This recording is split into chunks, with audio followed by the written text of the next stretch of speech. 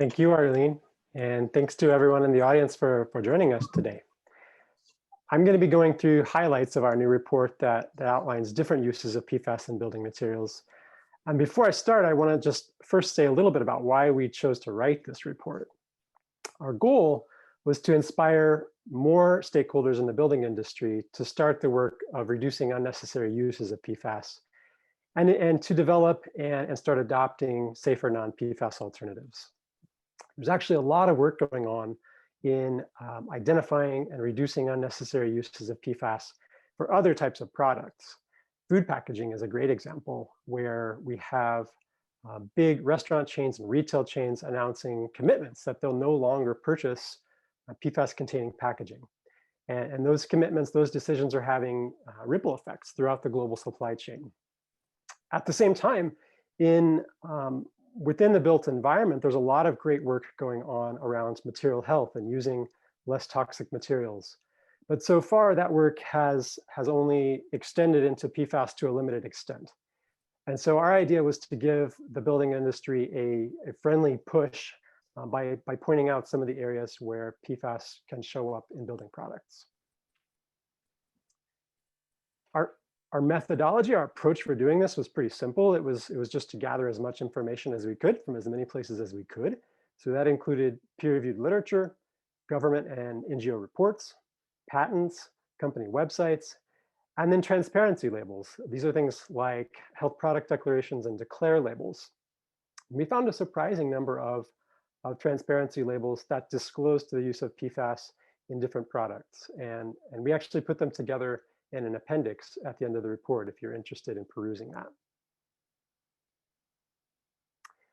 We identified 12 categories of building products where PFAS are likely to show up. These include roofing, coatings, flooring, sealants and adhesives, glass, fabric, wires and cables, tape, wood products, solar panels, artificial turf, and even seismic damping equipment, which are products that are used to make sure that structures stay safe during earthquakes. The first category I want to talk about is roofing, where PFAS are generally used to resist weathering, to prolong a roof's useful life, and also to reflect solar radiation to keep buildings cooler. We found that PFAS may be used in a wide variety of roofing materials, including asphalt roofing, metal roofing, weatherproofing membranes that show up in typically in flat roofs, also tensile roofing, and different types of accessory materials. Asphalt roofing we normally associate with shingles, and an important component of shingles are the small granules that are used to give shingles color and durability, and also to provide ballasting, so to weight the shingles down. It turns out that PFAS are used in certain special high reflectivity granules as a coating to reflect more sunlight and keep buildings cooler. And here at the bottom of this slide, you can see my pathetic little diagram of the layers of a shingle and how the ceramic granules are embedded in an asphalt body, which has been laid on a fiberglass or felt mat. And again, the purpose of the PFAS here is to coat those granules and reflect more sunlight to keep buildings cool. PFAS coatings are also used on metal roofing to protect against corrosion, scratching, and color loss, and again, to increase reflectivity to keep buildings cooler. When PFAS show up in weatherproofing membranes for flat roofs, they appear to be there for moisture control, reflectivity, durability, and stain resistance. And we found that these types of membranes can contain PFAS as one layer of part of a multi-layer assembly, or the PFAS can be used as a coating on top. Tensile roofs can also be made of PFAS. These are flexible textile-based roofs. They sort of look like tents, and they're often used in high-profile structures like the Denver airport or the Minnesota Metrodome or other stadiums. And then finally, PFAS are also used in roofing accessories. Gutters can be coated with PFAS to prevent clogging and to retain color. And roofing nails can also be coated in PFAS to increase their durability and even to help the nails penetrate the shingles. So I bring up roofing first because I think it's really fascinating how many different uses of PFAS we found just in this one category. And another interesting question is whether roofing could be a source of PFAS releases to the environment.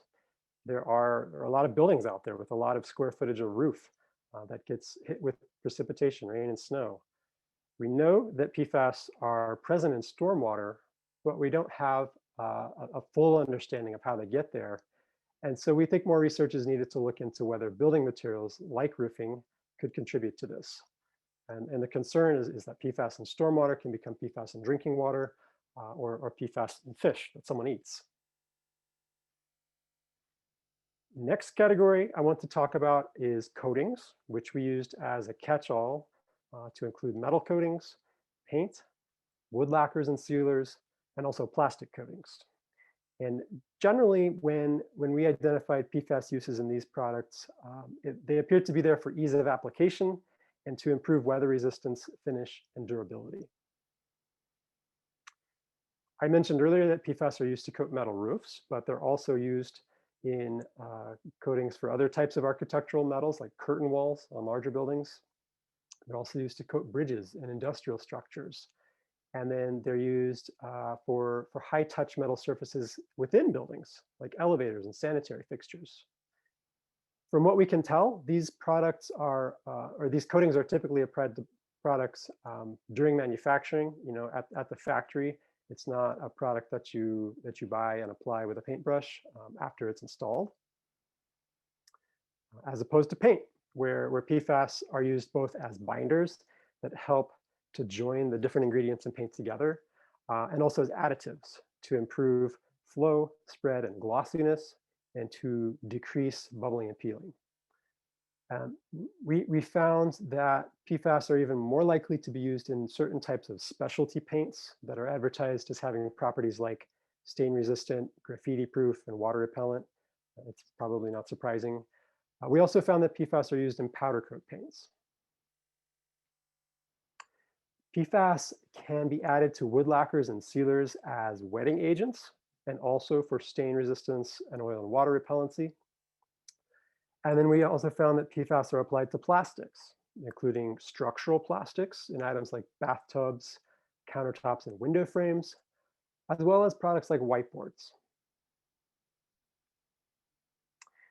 Another of these catch-all categories where we found uses of PFAS is sealants and adhesives. And within this one, we included sealers for porous materials like grout, tile, stone, and concrete, and also caulks, O-rings, and adhesives.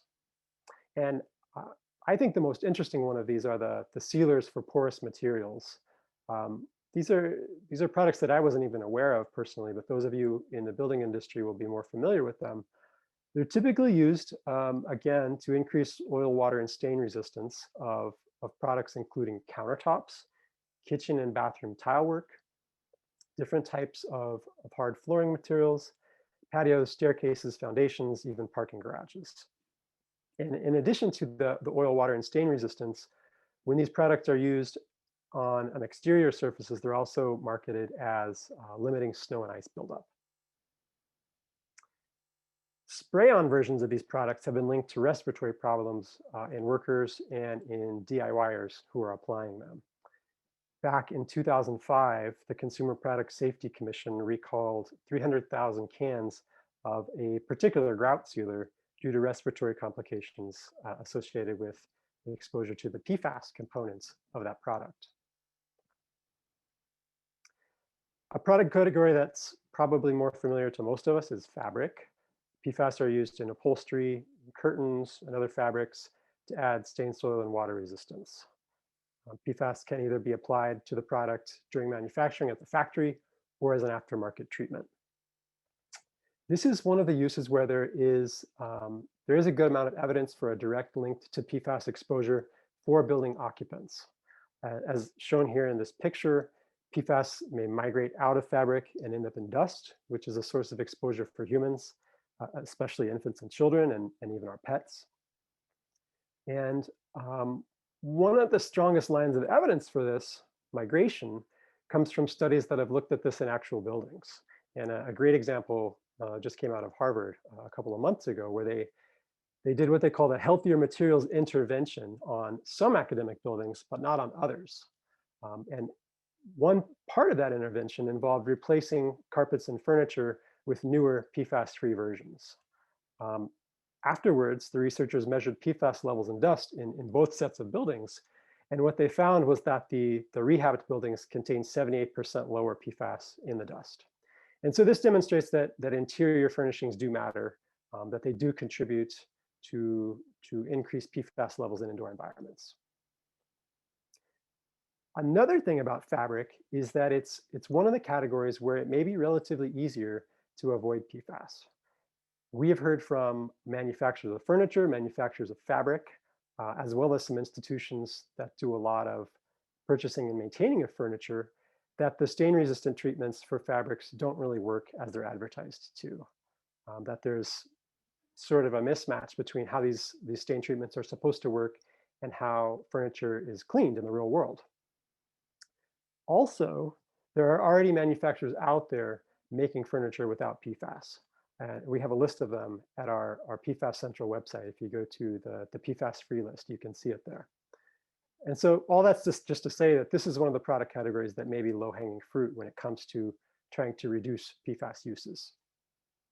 So that's a bit of good news. And even better news is that the carpet industry has been phasing out PFAS. PFAS were used for a long time in carpets as stain and soil repellents, and carpet was actually thought to be a significant source of PFAS exposure for people. But fortunately, in the past few years, there's been a big shift in the market with major manufacturers either phasing out their use of PFAS altogether or drastically reducing their use. I'm going to let Arlene tell the full story on this one, but the bottom line is that PFAS-free carpets are widely available now, and big retailers like Home Depot and Lowe's now have policies of not selling carpets with PFAS. So this just goes to show that change can happen. I think it's one of the more optimistic examples, and I'm going to stop going through different product categories there because there's so many. If you want to read more about the rest, you can check out the report. To start to close, I want to touch on this idea of life cycle impacts. So you may be surprised to hear me say this, but I think it's likely that not all of the uses of PFAS in the built environment are going to contribute to increased exposure to people within those buildings. But what all of those uses will do is contribute to PFAS pollution throughout the life cycle of those products.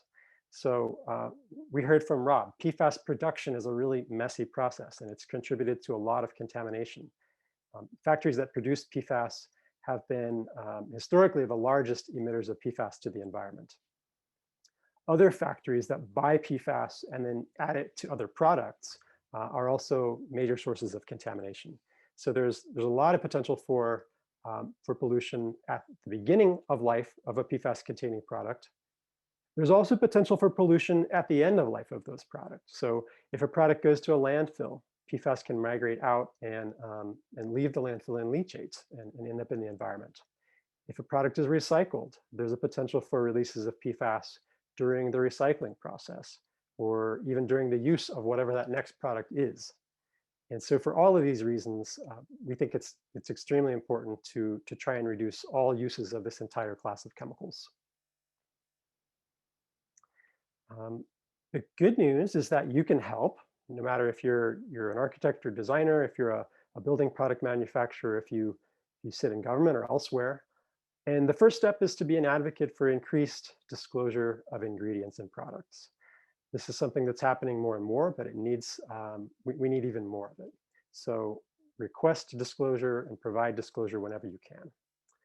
Second, when you're considering a product that contains PFAS, ask yourself if the function that PFAS is providing is really needed.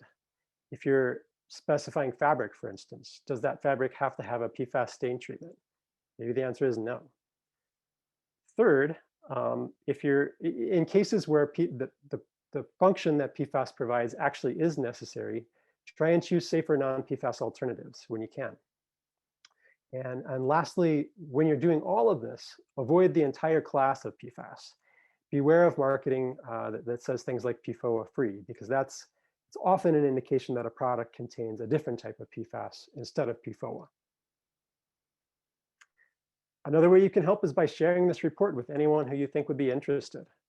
And then, as Arlene mentioned earlier, if you know of uses of PFAS in building materials that we missed, please let us know. Please send us that information. Even more importantly, if you know about functional and healthy alternatives to the PFAS uses that we found, please send us that information.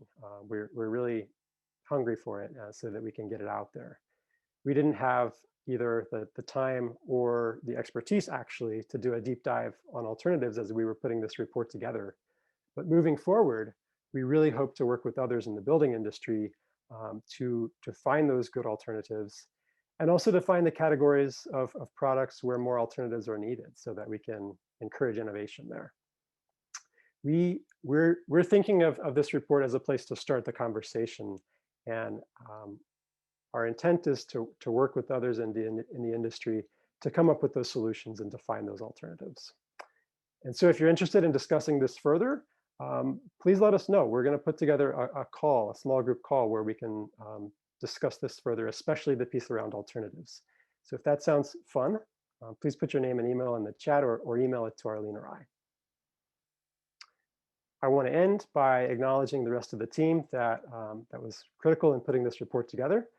Seth Fernandez, Carol Kwiatkowski, and Hannah Ray at Green Science Policy. If you have questions, please put them in the chat or email me. And with that, I'll thank you and hand it back over to Arlene.